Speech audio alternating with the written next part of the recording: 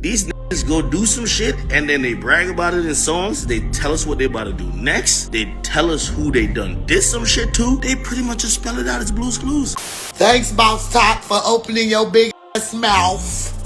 Yeah, keep on being cocky. Keep on doing all that bogus ass shit. Did you know him? Who, Duck? Did you know him before, like everything? Like that. I don't know. Okay. All I know, don't say about Troy or rest in peace, Duck.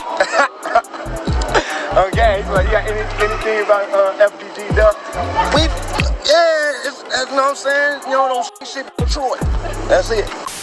You gonna be in your crib or you gonna be with Sosa whole town or something?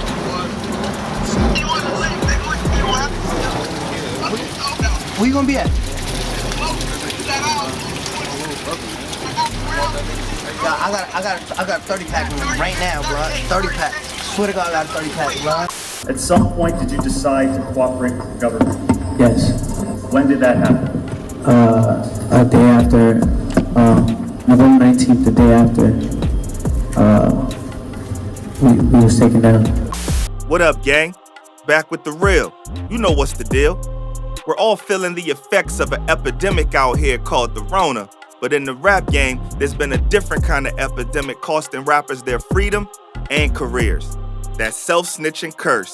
It mainly haunts rappers who came from the streets or were affiliated with street dudes. The curse is rumored to affect rappers after they blow up, forcing them to tell on themselves in songs and online about hits or gang affiliations for the feds to investigate and catch them and their crew. It's been becoming more widespread, so today we're going to take a look at rappers who snitched on themselves and paid the ultimate price. Let's chop it up and break it down. You recall that video we did recently on FBG Duck, right? Well, that's where the first two rappers who snitched on themselves come from. One dodged being locked, the other is going down for the hit, Boss Top and Muwop. In August 2020, FBG Duck was murdered in the Gold Coast, a luxury and boutique shopping district near downtown. A year later, in October 2021, the feds cracked down on O-Block goons, arresting 5 for Duck's passing. C-Murder, C-Thang, Kenny Mac, Carlos, and Muwop. In police reports and news outlets, authorities state that they used music videos and social media to help build their case, bringing a lot of eyes to these two people in particular, Muwop and Boss Top, who wasn't locked up, but according to Mama Duck, got everyone hemmed up for self-snitching. Thanks, Bounce Top, for opening your big ass mouth. Yeah. Muwop slipped up posting this custom designed shoe on his Instagram with the caption, "I've been the youngest in charge," before rap. The shoe details a design of a camera flashing at Daffy Duck. After the hit on Duck, this could easily be misinterpreted as Duck getting caught lacking and got flashed with the blicky. Why did he need to post this online? I don't know, but I suspect the self-snitching curse. To make matters worse, Boss Top took the self-snitching to another level, actually insinuating that O-Block took out Duck for speaking down on Troy's name. Not in an IG post, not even in an IG vid, but in a public interview in the hood. Exactly. So do you got any, I don't want to, stir up nothing, but do you got any, thoughts, on FBG Duck, any thoughts on him? Did you know him? Who, Duck? Did you know him before, everything? Like that. I don't know. Okay. All I know, don't say about Troy or rest in peace, Duck. Okay, so you got anything about FBG Duck? That's you know what I'm saying? Don't say about Troy. That's it. Don't say about Troy. My man was on camera flexing and pointing fingers and manifesting the full power of the self-snitching curse. It was only a matter of time before the feds caught wind and turned their focus on the O and cleaned the plot. Currently, they are fighting the case, and we just have to wait and see how this comes out. Rest up, Duck. Next rapper to self-snitch is near to being one of the biggest of them all, but the self-snitching title is reserved for the honorable mention at the end of the video. Right now, we're going to turn our attention to none other than Snitch 9. This man was a wild card in the game, talking greasy, wilding out, and appeared to be damn near untouchable. That was until the truth came out that he was a puppet for the 9 Trey Bloods and gang shot caller and then manager, Shotty. Besides testifying in court when the feds swooped in on the entire gang. At some point, did you decide to cooperate with the government? Yes. When did that happen? A day after, November 19th, the day after, we was taken down. 6ix9ine did a lot of self-snitching that was under the eye of the law as evidence. In court, his music was used as a tool to bring tie to him and the 9 Trey Bloods and the indictment. His breakout song Gummo was the subject of questioning where he filmed it in Brooklyn. Now, directing your attention to September 2017, did there come a time when you filmed a music video in Brooklyn? Yes, sir. Where in Brooklyn? Stuyvesant, Brooklyn, on Madison, between Tompkins Avenue and Troop. Do you remember the address? I believe, I want to say it's 370 Madison. 370?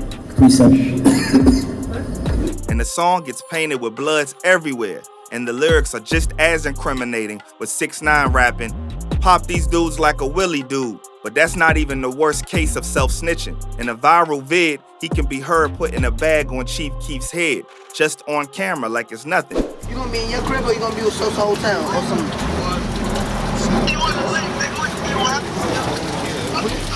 Where you gonna be at? I got a 30 pack right now, bro. 30 pack.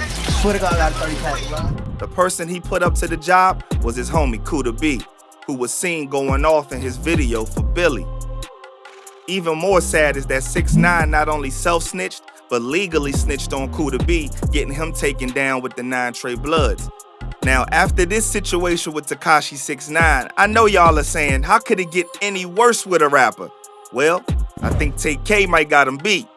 This young'un was on the up and up around 2017 and seemed to have a promising career ahead. Ironically, the song that made him viral is the same song that shelved his career.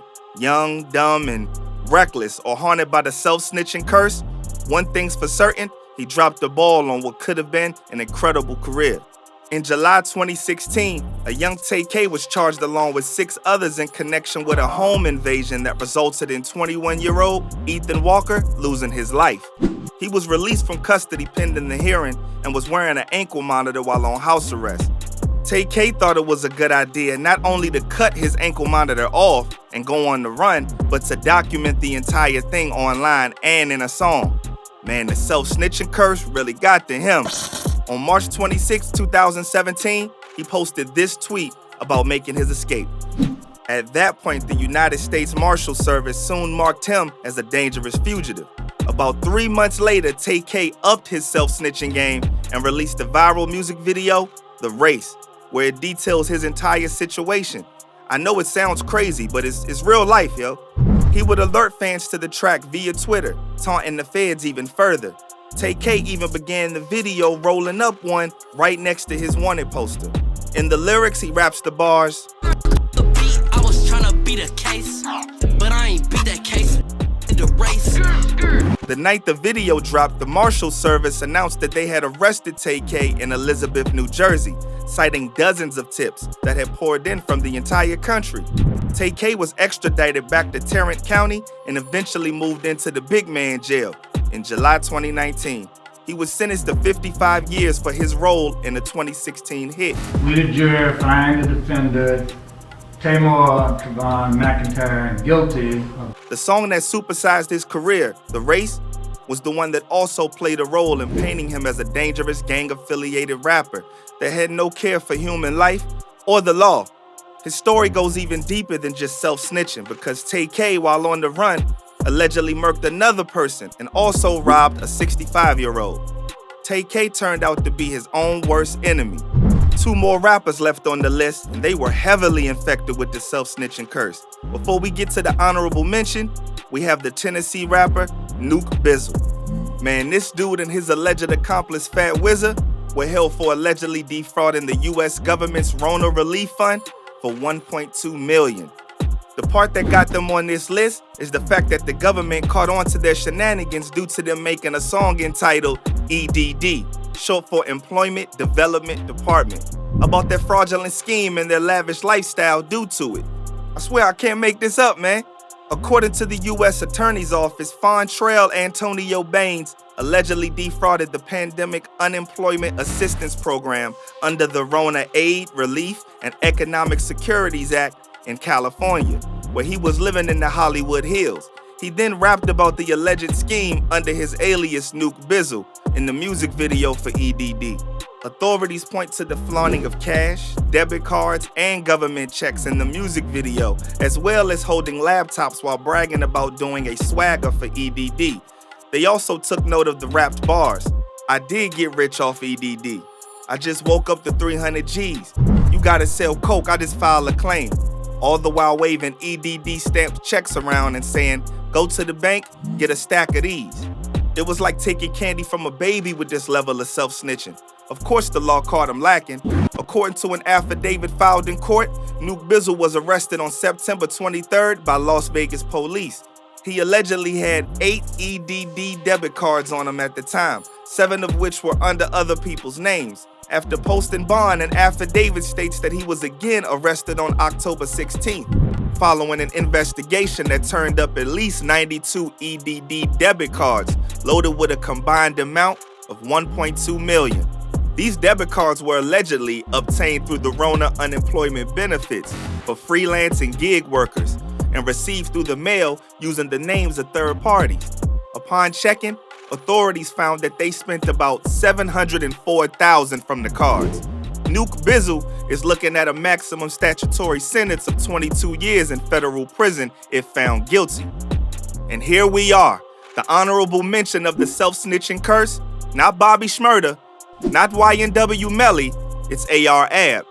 This man was certified in the streets and was an alleged menace taking over with his crew. I'm not the king of Philly, I'm the king of everything, man. Talk that name. I ain't the king of Philly, I'm the king of everywhere. Surviving being wet up and working towards change and launching his record label, OBH Records, AR Ab seemed to be transitioning from a king of the streets to a king of the music industry. Unfortunately, in 2018, authorities snatched up Ab and 8 affiliates of OBH. AR Ab was indicted on federal charges accused of heading a distribution ring with bases of operation in Philadelphia and supplies coming from Los Angeles.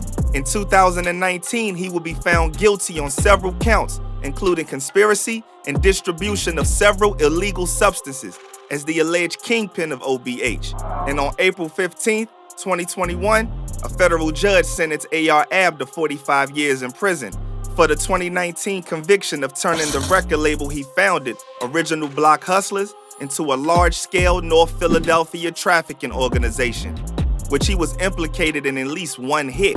Authorities made use of AR Ab's extensive list of self-snitching videos that connected the rapper to dang near every offense imaginable. I'm talking drilling, hits, trafficking, robbing. Dude spilled it all on interviews and vids left and right. Just take a look at this self-snitching compilation and you'd realize the hold that the self-snitching curse had on this man. I never really found out who shot me because, well, I'll be into a lot of shit, so I keep it all real. I robbed a couple of took some bricks from some people recently, right? So there you have it. Thanks for kicking it with your boy. Appreciate the love and support.